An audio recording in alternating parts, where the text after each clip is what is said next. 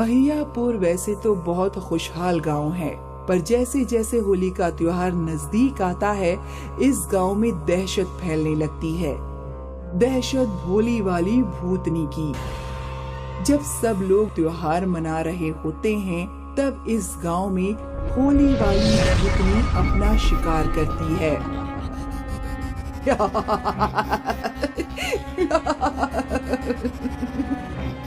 सब लोग होली मनाने में मगन थे।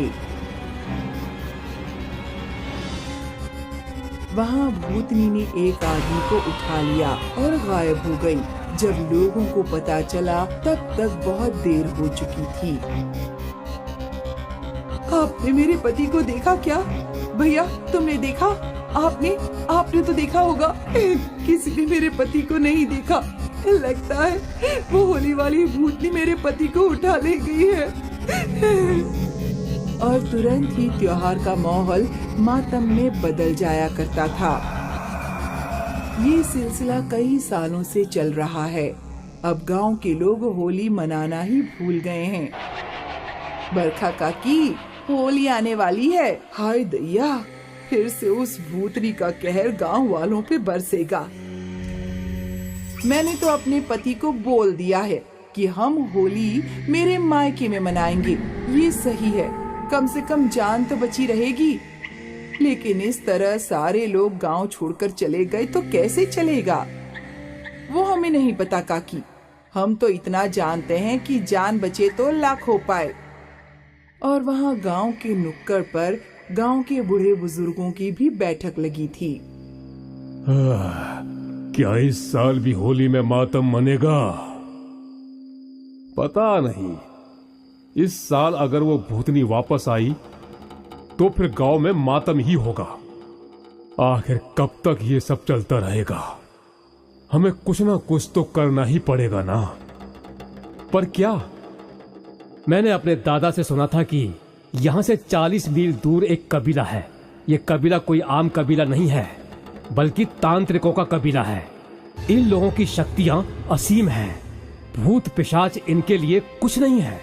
हमें इस कबीले वालों की मदद लेनी चाहिए। अगर ऐसा है तो मैं आज ही इस कबीले की खोज में भेज देता हूँ। सरपंच ने एक गांव वाले को कबीले की खोज में भेज दिया और लगभग 40 मील दूर उसे वो कबीला दिख गया। गांव वाले ने कबीले के मुखिया को अपनी समस्या बता दी और वो उस गांव वाले के साथ गांव आने के लिए तैयार हो गया।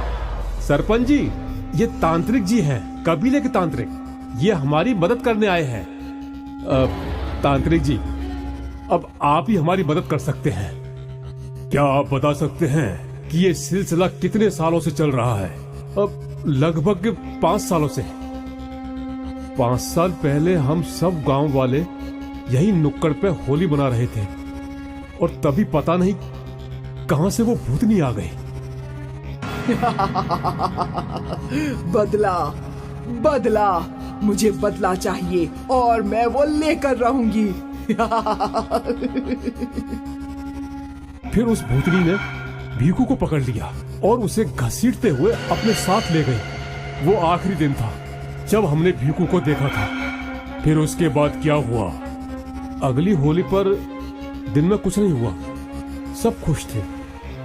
लेकिन जैसे ही सूरज ढला, तेज आंधियां चलने लगी और वो भूतनी एक बवंडर की तरह गांव में आ गई। उसकी हंसी गांव भर में गूंजने लगी।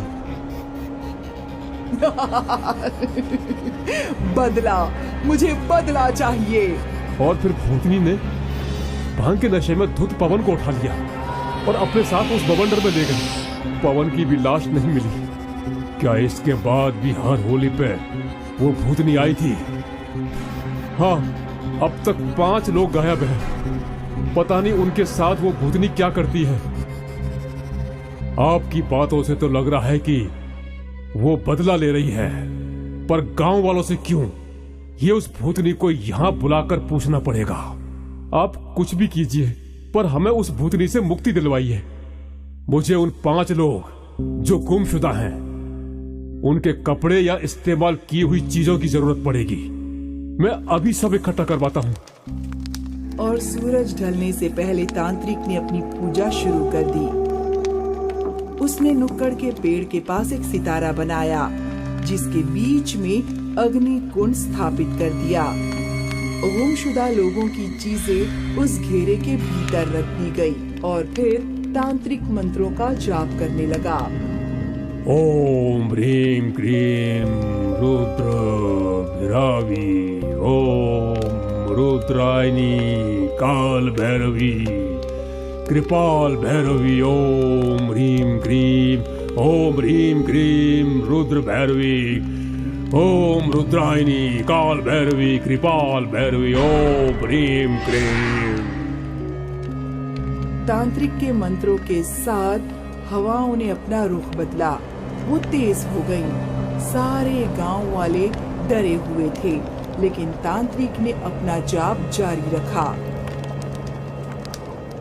ओम ह्रीं क्रीं रुद्र भैरवी, ओम रुद्रायणी काल भैरवी कृपाल भैरवी, ओम ह्रीं क्रीं।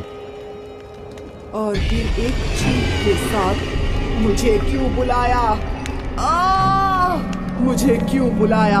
अरे ये तांत्रिक, तेरी मौत आ गई है जो मुझसे पंगा ले रहा है। चला जा यहाँ से। मैं जाने के लिए नहीं आया हूँ, बल्कि इन भोले भाले गांव वालों को तेरे कहर से बचाने आया हूँ। भोले भाले? इनमें से कोई भी भोला भाला नहीं है। सब नीच हैं, पापी हैं।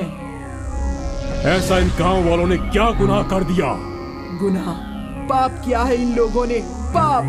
मेरी जिंदगी बर्बाद कर दी इन गांव वालों ने। मेरा नाम काया था। मैं बगल वाले गांव में रहती थी। मैं अपने माता पिता की लाडली थी। मुझे चोट भी लग जाए तो मेरे पापा सारा घर सिर पर उठा लेते थे। जाया, देखो गुड़िया को चोट लगी है, डॉक्टर को बुलाओ। देखो देखो कितना खून निकल रहा है। कहाँ कुछ है, छोटी सी खरोंच तो है। मैं हल्दी का लेप लगा देती हूँ, अभी ठीक हो जाएगी। छोटी सी खरोंच पर भी मेरे पापा परेशान हो जाते थे। मेरी एक सहेली इस गांव की थी, इसलिए मैं इस गांव में अक्सर उससे मिलने आती थी। काया, इस बार होली में घर जरूर आना। नहीं रे, होली तो मैं माँ पापा के साथ ही मनाऊंगी। उनके साथ मना लेना, फिर आना। वैसे भी तू तो जानती है कि कुछ महीनों में मेरी शादी हो जाएगी। ये होली मैं तेरे साथ मनाना चाहती हूँ। पता नहीं फिर कब मौका मिले। ठीक है, मैं आ जाऊंगी, पर दोपहर को आऊंगी। तेरी मर्जी, जब मन करे तब चली आना। और अपनी सहेली की खुशी के लिए होली के दिन मैं अपने गांव से इस गांव की तरफ चलने लगी। गांव की सीमा पर ही 4 आदमी खड़े थे। उन सभी के चेहरे रंग से रंगे हुए थे। मैंने उन सबको देखा, पर फिर मैं आगे चल पड़ी। लेकिन वो चारों आदमी मेरा पीछा करने लगे। मैं डर गई और तेज चलने लगी। पर फिर उन आदमियों ने मुझे घेर लिया। वो जोर जोर से हंस रहे थे। कहाँ जा रही हो जाने मन? इतनी भी जल्दी क्या है? थोड़ी हमारे साथ भी होली खेल लो। मुझे जाने दो, मुझे मेरे घर जाना है। मेरे पापा मेरा इंतजार कर रहे होंगे। छोड़ देंगे, तुम्हें अपने घर छोड़ देंगे, लेकिन पहले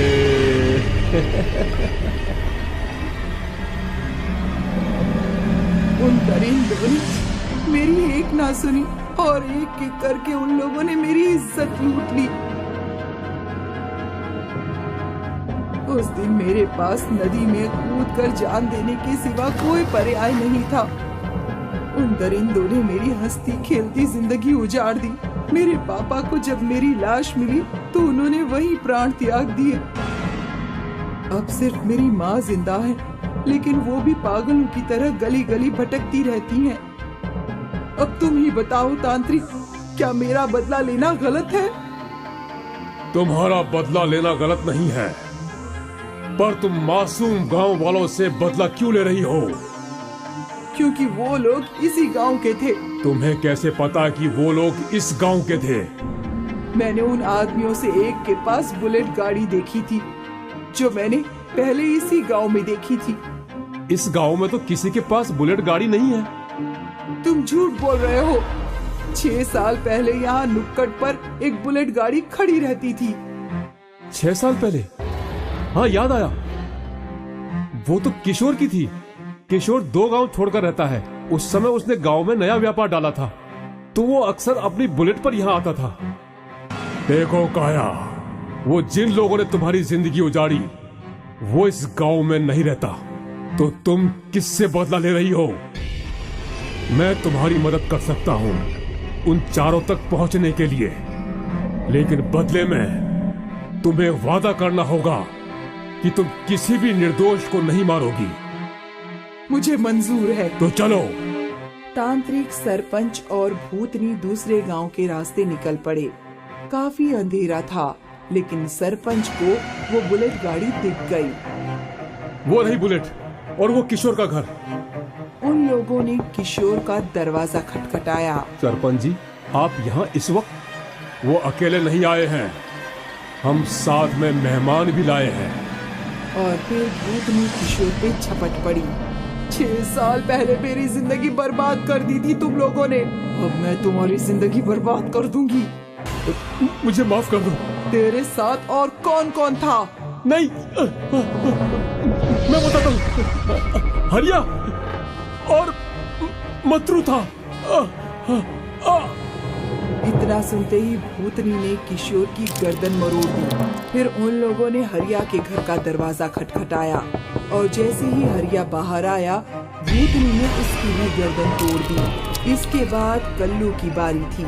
भूतनी ने कल्लू को घसीटते हुए उल्टा लटकाया और उसे पटक पटक कर उसकी जान ले ली। और आखिरी बारी थी मंत्रू की। मंत्रू के चेहरे को तो उसने नोच ही लिया। मंत्रू को सबसे दर्दनाक मौत मिली।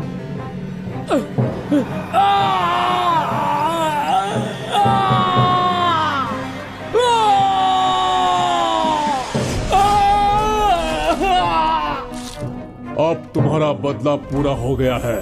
हाँ, और अब मैं मुक्ति पाना चाहती हूँ। मैं तुम्हें मुक्ति हासिल करने में मदद करूंगा।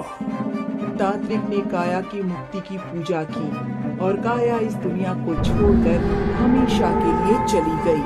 और फिर कभी इस गांव में होली वाली भूतनी का जिक्र नहीं हुआ।